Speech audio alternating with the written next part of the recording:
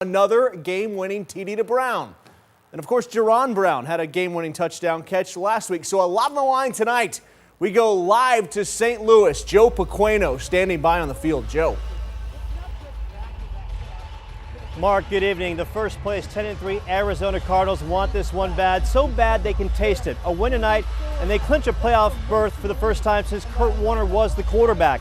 But Arizona has much bigger goals in mind, like locking up the NFC's top playoff seed, which they currently own, which means home field advantage for the playoffs and a chance to play in the Super Bowl in their own stadium. It's not about just getting into the playoffs, is putting yourselves in the right position once you get there, but this is going to be a very tough game.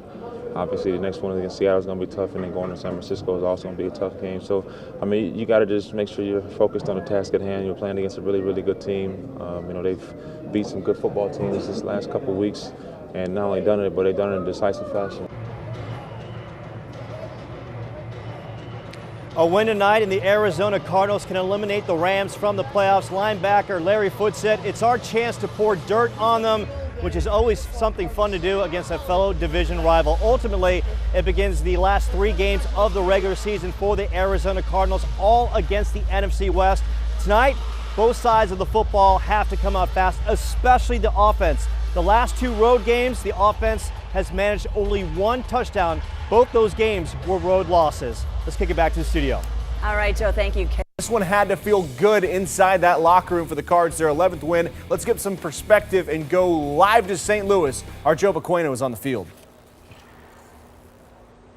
Well, Mark, tonight the Arizona Cardinals snap a 2-game road losing streak and show they can be as physical as any team in the NFL. The defense was absolutely stifling, holding the Rams to only 6 points and 280 yards. They were so good they allowed the Rams only 15 yards of offense in the 3rd quarter. So Arizona picks up its 11th win. It clinches a playoff berth and most importantly remains the NFC's top playoff seed.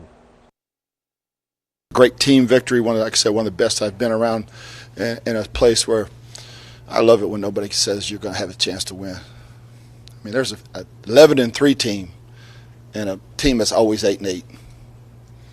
You figure it out. We knew it was a battle between their defense, the clash of the 2 top defenses in the league, man. We knew we had to hold them under what they was going to hold our offense to. That's what we did today. Now the 11th win comes with the price as starting quarterback Drew Stanton. His status moving forward is unclear, so backup quarterback Ryan Lindley could be the starter moving forward. So the Cardinals get some much-needed rest before hosting the 9-4 Seahawks Sunday, December 21st. That is sports. We'll be right back. 4. Each movement is a precious moment. Cross. Is a step in the healing process for Antelope's volleyball player, Kaylin Hiller. She pushes herself harder than you'll ever push her. This is what drives me to do better. I have something to prove to myself. She expects a lot. Expectations are very, very high out of herself. It's easy to coach her because she wants to be the best. It's inspiration from within, where she's determined to become the athlete she once was. I look forward to every day in practice just because, not everyone is blessed in the ways that I've been blessed. Like, I've been blessed to play with 2, healthy legs. Thank God. Back in 2009, that wasn't the case.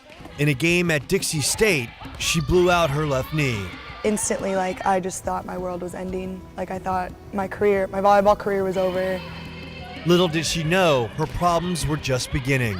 I had my reconstruction surgery for my ACL, and that's when I got MRSA in my knee. I think it was more shock was the initial reaction. I was in a lot of pain. I was in the hospital for about the whole month of October 2009. The staph infection was spreading, where there was a possibility she could lose her leg or even her life.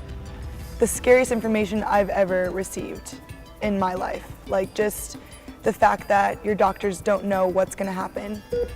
Lied up in her hospital bed, each second was a fearful reminder. My heart was just pounding, throughout my whole experience in the hospital, day and night. Constantly surrounded by family and friends, she refused to let doubt set in. I don't really remember one time in the hospital when I was thinking, wow, I'm gonna die, or wow, what's going to happen tomorrow, or like, maybe I might not see tomorrow. You know, just focusing on like the positives instead of, you know, what could happen. That really helped me get through it. Going through 2 additional surgeries, the infection was contained. And they ended up taking part of my tibia, which is why there's a dent there. Grinding through the mentally and physically taxing ordeal, she lost 35 pounds. I think that was probably the toughest part. She, you know, lost a lot of herself, a lot of her spirit. So she battled back from ground zero. Her rehabilitation took up to 1.5 years, a process of pain and perseverance. I was faced with a lot of challenges, and I'm just really proud of myself that I got through them all. And I came out, you know, okay.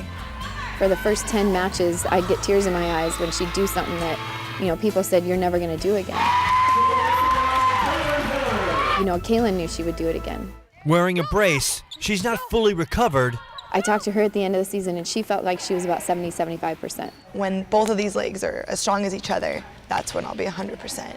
But she longs for the time she will be. I love just being able to get stronger and become a better athlete and a better teammate for my team, and I want what's best for them. Let's go. 1, 2, 3, dominate! And I want to be a part of it, so that's what I look forward to every day. Line, line. Joe Pequeno, Line! CBS 5 Sports.